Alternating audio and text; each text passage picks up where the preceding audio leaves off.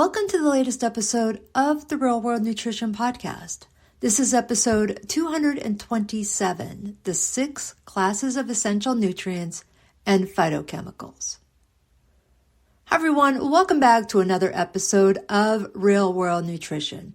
This month, or as this episode is dropping, the month of February 2026, I'm running an 8-part series focused on the dietary guidelines for Americans. Now, with the newest edition released in early January of 2026, this series is meant to step back and look critically at how nutrition guidance is developed, how it has changed, and where it gets things right, so to speak, and where it falls short. Now, you can go ahead and head to the website at shellyroyale.com and follow those blogs this month of February. But first, the podcast this month are going to take a step back and talk about some foundational information when it comes to food and nutrition. Because before we can meaningfully talk about dietary patterns, food groups, or even policy recommendations, we really need a solid foundation. Now, for some of you, you know some of these things already, but I have found over my experience, a lot of people don't know these things. So I just want to take some time to do that, to make sure it's covered. So when I say foundational information, I'm talking about that foundation of nutrients as part of the bigger picture of talking about nutrition. So nutrients, what they are, why they matter, and how they actually function in the body. Now, people may think they know what nutrients are. It sounds pretty straightforward, but when I talk to people, they don't always grasp the bigger picture of what all this covers. So this episode, as it often does, it covers a recent blog post where I cover more about these 6 essential nutrients and phytochemicals, going down the list of all of them, which I'm not going to do here. And I want it to be applicable to real life. So it's not Nutrition 101, or I should say it is Nutrition 101, but not in a simplistic way. So I just want to help people understand some of these basics to help cut through a lot of the confusion that shows up in nutrition conversations. And as I've said before, I see a lot of disinformation or the confusing information on social media posts that come up based on my algorithm, as recently as this past week saying that eggs are not a source of protein, which is factually incorrect. But boy, the confidence behind that statement, that person even said, fight me on this. And I was like, well, I'm not going that far. But just want to make sure these bases are covered. So I want to clarify a first term here. What does essential mean in nutrition? So in nutrition, the word essential has a very specific meaning. An essential nutrient is one that our body, human bodies, cannot make at all or cannot make insufficient amounts. So that means we have to get it from food. And so this is where nutrition education really begins. And it's also where a lot of misinformation starts. Essential doesn't mean magical. It doesn't mean it's more important than everything else. It just means that it's required from the diet. And we can get these essential nutrients from our diet without the use of supplements. Now, there are 6 classes of essential nutrients. And when I ask people, I do this in my college classes, if they know what they are, a lot of times some of them are chosen, but others aren't because it's not considered, people just don't think of these in that way. So the 6 classes of essential nutrients are carbohydrates, proteins, fats, vitamins, minerals, and water. And each one of those 6 essential nutrients plays a different role, and none of them works in isolation. None of them can do everything. We need them all, and they work synergistically with each other to help make sure the body functions properly. And when people argue that one class of nutrients is unnecessary or harmful, they're usually pulling that claim out of context or confusing preference with physiology. So I hear people say, no, we don't need fiber, which I'll get into that in a minute, but it's yes, yeah, we do, okay? So I'm going to walk through each of these nutrients, give an overview of what they do in the body and why we do, in fact, need them. Again, overview. I mean, when I'm talking in nutrition courses, each nutrient of these 6 essential nutrients take at least a week's worth of curriculum, if not more. So again, a big overview here in a 30-minute podcast. So first up, carbohydrates, primary source of energy for humans. Carbohydrates are the body's primary source of energy and the preferred fuel for the brain and the nervous system. When we eat carbohydrates, or more specifically, foods that contain carbohydrates, they're broken down into glucose, which fuels cells, muscles, and organs. Now, carbohydrates are found in nearly all food groups of plant origin. Not nearly all food groups of foods of plant origin. So all foods of plant origin contain carbohydrates, as does dairy foods. So this includes grains, fruits, vegetables, beans, milk, yogurt, many dairy alternatives, because many dairy alternatives are plant-based. So carbohydrates are not limited to bread, pasta, or potatoes, even though those foods tend to get the most attention. Because fiber and sugars are both carbohydrates. And then there's starch, which is simply a longer chain of glucose units. Outside of meat, poultry, and seafood, carbohydrates are present in most foods people eat. And I need to say this. I say this all the time. Carbohydrates are a nutrient, not a food group. Food groups, grains, fruits, vegetable, protein foods, and dairy alternatives, those are food groups. None of those are named carbohydrates. Carbohydrates are a nutrient. And removing carbohydrates from the diet removes the body's preferred energy source. It also removes fiber, removes many vitamins and minerals that are tied to carbohydrate-containing foods. And I've seen people say, I will never eat a carbohydrate again. That would mean not having any fruits or vegetables or beans or nuts or anything other than meats, poultry, and fish. So again, carbohydrate, nutrient, not a food group. I know I repeat myself, but boy, it's just something I say it all the time. And I'll just mention this before I get to the next one. The entire month of January 2026, my blogs, the entire month covered various aspects of carbohydrates. Talking sugars, talking fiber, talking sugar alternatives, all these different things. So that was a deep dive into carbohydrates over, a dozen blogs in January. I'm not going to link all of them in the show notes, but if you head to the link in the show notes for this episode, the blog, it's right in the same vicinity as that one. All right, next up, protein. Protein is having its moment here. Big thing here. Everybody's talking protein, getting enough protein. It is important. Of course it's important. And its main role is tissue maintenance and repair. However, there is a lot more protein does. So protein is essential for building and repairing tissues, so not just muscles, but skin, hair, nails. Helps with supporting immune function. It's got a major role in immune function, considering that antibodies are indeed proteins themselves. Proteins also produce enzymes and produce hormones. It can be used for energy. Protein can be used as energy, but it's not its main job. Now, protein is found in animal foods, as many people know, such as meat, poultry, seafood, eggs, and dairy foods.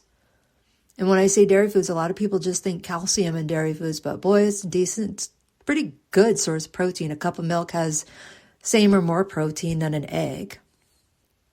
But we also find protein in plant foods such as beans, lentils, soy foods, nuts, seeds, and whole grains.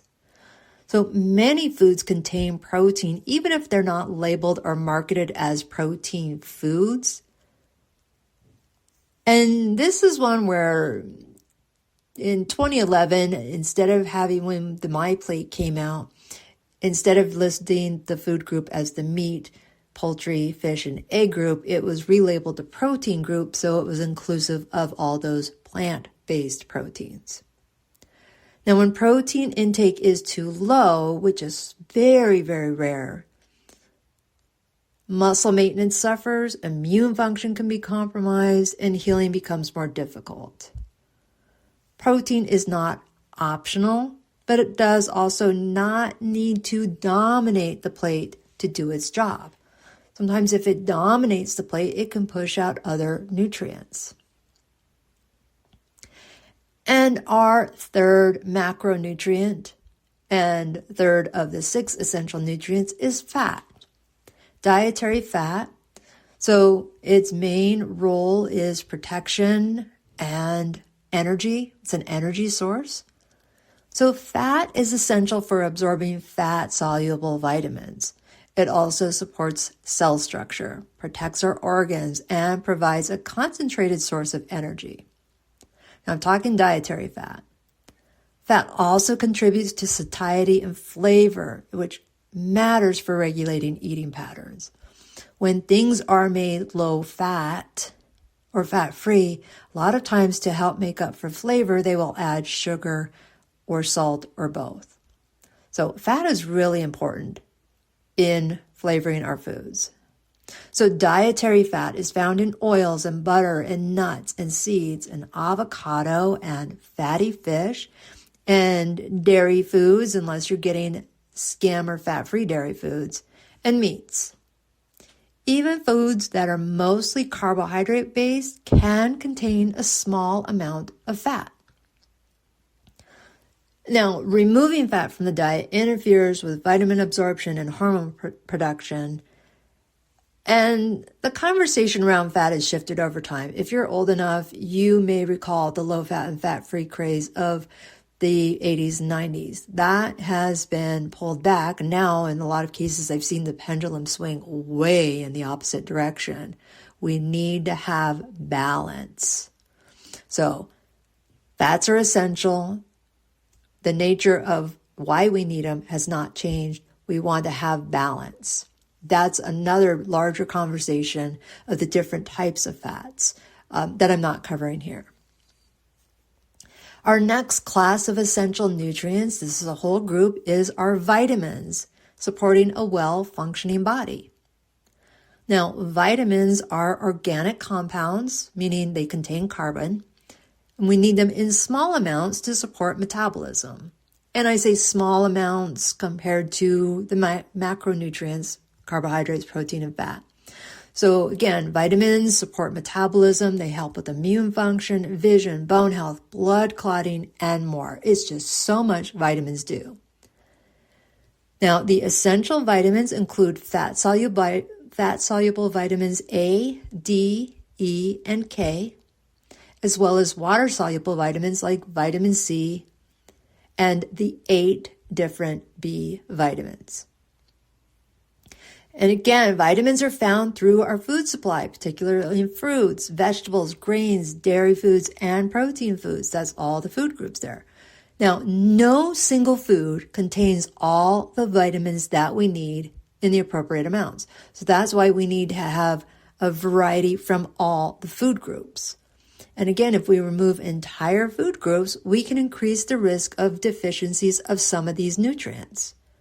So people who are taking out fruits and vegetables altogether, eating just a meat-based diet, there's just no way they're getting vitamin C in their diet. We can't make it. We cannot make it. We're one of 2 mammals that cannot make vitamin C. Yeah, we are seeing cases of scurvy these days because people are completely cutting out fruits and vegetables. So again, that's just one example of many. And you do not need to take a multivitamin or B complex or D, E, C individually to get the amount you need. Now, you may have a specific recommendation to do so, but in my experience, a lot of people, if I referred to vitamin C, people only think of a supplement when in fact you can get it from food, and it's not that high. It's not a lot that you need, so we can get it easily. All right, fifth essential nutrient are the minerals, and these provide structure and balance and function in our diets. Now, minerals are inorganic elements. So when I say elements, if you look at the periodic table, you're going to see all these minerals on that periodic table. And they support bone health, fluid balance, nerve transmission, muscle contraction, and oxygen transport. Inorganic, again, in this case, is referring to the fact that they do not contain carbon, and minerals in and of themselves are not really able to be destroyed, considering that it's there. It's just whether we can absorb it or not, or it's been removed from the food. So like vitamins, minerals are spread across the food groups.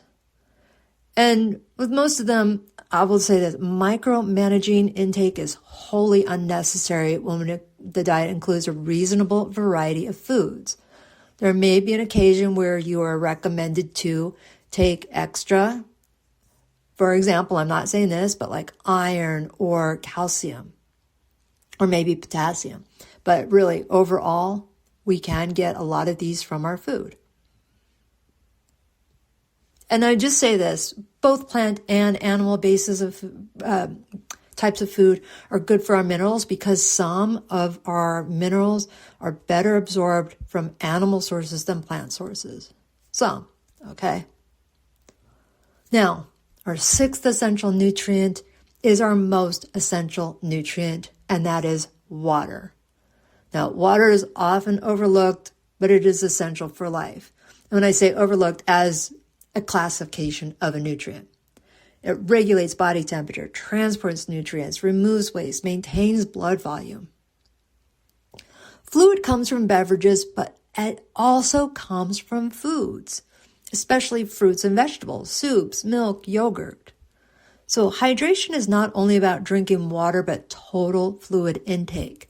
And I remind people, yes, we get water even from meat, because if you think about it, meat has water in it. Unless you're eating jerky, you're still going to get some water. That's not a primary source, but it is still a source.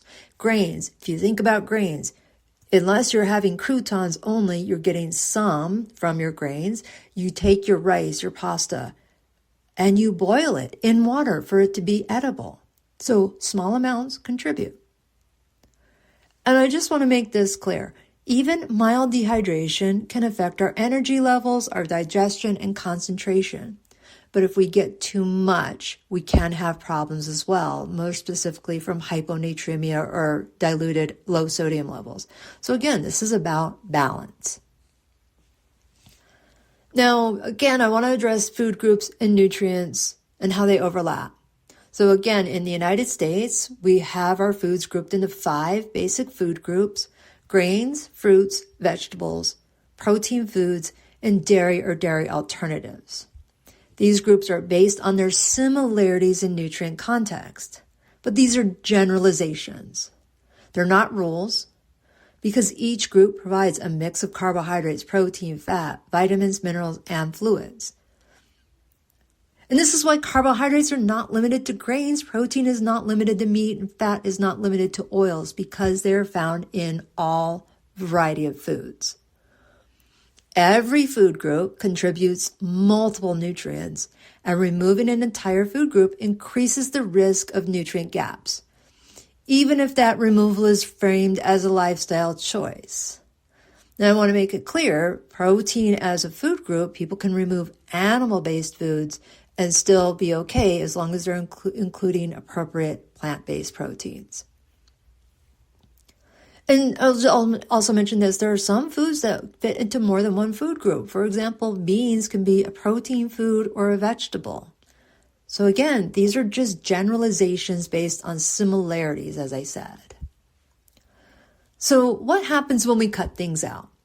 So as I've said, cutting out a whole food group increases the risk of missing key nutrients. Cutting out an entire class of nutrients creates even bigger problems. So removing carbohydrates limits fiber, certain vitamins, minerals, and our body's preferred fuel source. Removing fat interferes with vitamin absorption and hormone production. Removing protein compromises muscle maintenance, and immune function. So these patterns will often show up as fatigue, digestive issues, nutrient deficiencies, and strained relationships with food. It's not identified eating disorder, but the obsession with eating perfectly is not healthy. Now, one more I want to bring back or talk about here is something called phytochemicals. So these are not considered essential, but they're really important. Phytochemicals are naturally occurring compounds found in plant foods. So phyto meaning plant, and chemicals, just everything in life is chemicals. It's not a bad thing. Phytochemicals contribute color, flavor, and aroma, and they are associated with reduced inflammation and antioxidant activity, and are linked to lower risk of several chronic diseases. Now, phytochemicals are not classified as an essential nutrient because we can survive without them, but just not likely survive in good health. So, again, plant foods, diets rich in fruits, vegetables, whole grains, legumes, nuts, seeds naturally provide phytochemicals along with essential nutrients. So there's no need to chase them through supplements. And want to clarify, phytochemicals coming from plant foods, that includes coffee and tea. We get a lot of phytochemicals from those as well. So let's come back to the bigger picture. Understanding the 6 classes of essential nutrients helps put context in dietary patterns, food groups, and some of the public health guidance. Nutrition is not about isolating one nutrient or eliminating an entire category. I tell people all the time, we eat food, not nutrients. So I'm not going to go out to eat and say, okay, I'm going to have a protein and a vegetable and put a little bit of fruit and dairy on top of that vegetable. No, I order steak and a baked potato with maybe some cheese and sour cream. So nutrients work together over time and real people eating real food. And this foundation is critical as I continue with the discussion, talking about the dietary guidelines series, which is, I'll be dripping that out on the podcast, but again, throughout the month of February will be on the blog. And I'm going to focus on shifting from these individual nutrients to patterns, policy, and how we can apply this to our lives in the real world. So, as I've said already, if you want to read the full blog post related to this episode, you can find it linked in the show notes.